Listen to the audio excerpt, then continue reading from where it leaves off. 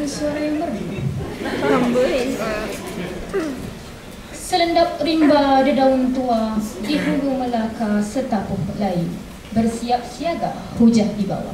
Kerana peluru kekata penuh di saku. Assalamualaikum warahmatullahi wabarakatuh, warga Dewan sekalian. Sebelum hujahan dimulakan, akan saya membilas kata-kata pihak pencadang.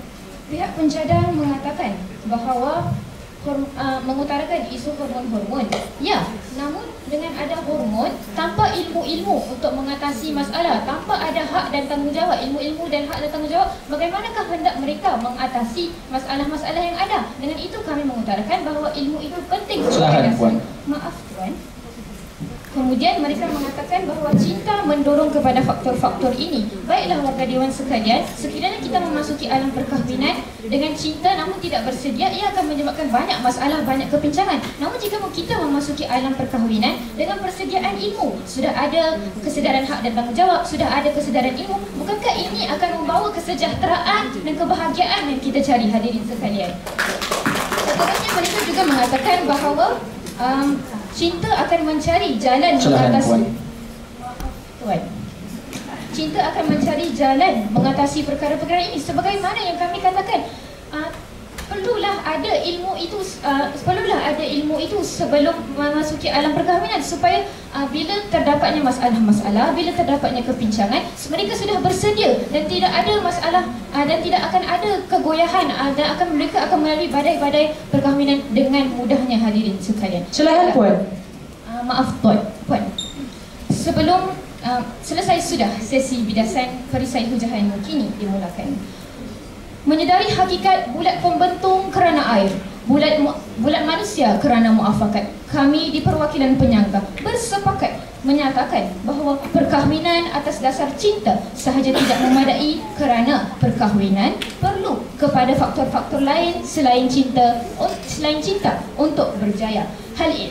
Faktor-faktor ini merangkumi kepentingan ilmu dan komunikasi.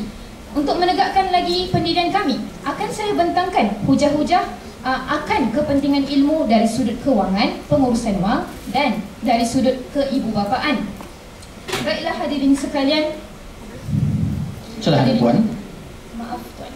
Hadirin sekalian, terlintas sejenak di benak pola pengundian yang dikendalikan oleh Encik Dan Covenant, penerbit lelaman divorce marriages, yang mengatakan bahawa menunjukkan bahawa terdapat dua perbalahan atau isu yang terjadi dalam perceraian, dan ianya adalah masalah pengurusan wang dan anak-anak. Hadirin sekalian, bukankah ini menunjukkan kepentingan ilmu-ilmu tersebut? Kerana tanpa ilmu-ilmu itu mereka tidak akan dapat mengatasi masalah-masalah yang dihadapi. Seterusnya, Silakan, Puan.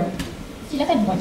Terdapat ramai juga orang-orang yang berilmu tetapi perkahwinan mereka masih berakhir dengan perceraian.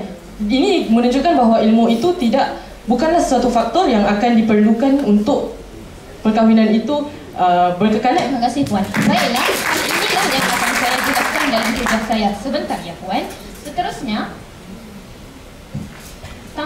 ini menunjukkan bahawa tanpa ilmu kewangan dan ilmu keibubapaan itu, perkahwinan tidak akan dapat berdiri dengan sendirinya. Perkahwinan tidak akan dapat mencapai kebahagiaan yang dicari. Tidak mencapai yang bagaimana, warga Dewan sekalian? Menurut Cherakin, Atkinson dan Hilgard di dalam buku Introduction to Psychology tentang keperluan kemaslahatan, tentang tata tingkat keperluan manusia oleh Maslow, di mana dua aras terpenting adalah kepentingan asas dan keselamatan. Seterusnya, tiga lagi aras adalah merangkumi semangat kekitaan, iaitu cinta, pemenuhan potensi dan keyakinan diri. Apabila kepentingan asas dan keselamatan, iaitu wujudnya kestabilan ekonomi, wujudnya kestabilan pendidikan dan pengasuhan anak-anak, ini menunjukkan bahawa ilmulah yang menjadi dasar bagi perkahwinan ini dan bukannya cinta, hadirin sekalian. Baiklah, kita lihat daripada sudut kewangan. Kehidupan kini adalah kehidupan yang memerlukan kepada wang dalam setiap aspeknya. Kita lihat bayaran bil bulanan, kita lihat cukai yang dikenakan, kita lihat perbelanjaan harian. Ini semua memerlukan kepada wang. Dan ini menunjukkan bahawa kepengetahuan atau ilmu. Silakan, Puan. Sebentar Tuan.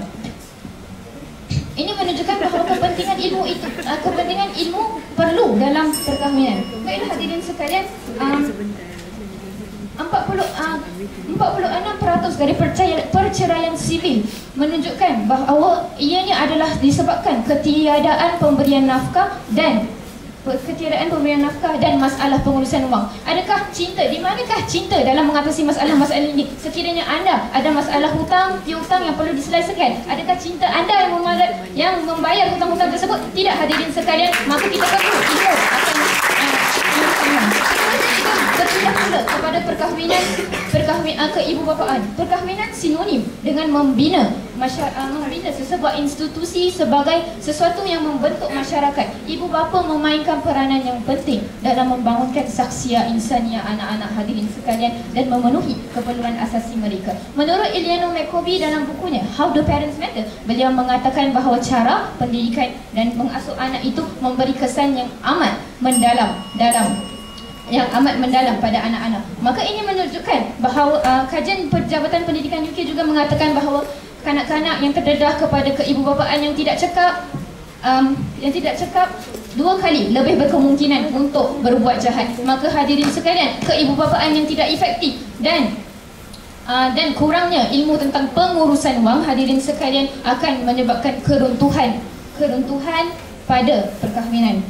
Berteraskan fikiran yang realistik dan bukan fatalistik. Kami di meja penyanggah berpendirian bahawa perkahwinan atas dasar cinta sahaja tidak memadai kerana perkahwinan perlu kepada faktor-faktor lain selain cinta untuk berjaya. Sekian, mohon untuk terus menyanggah.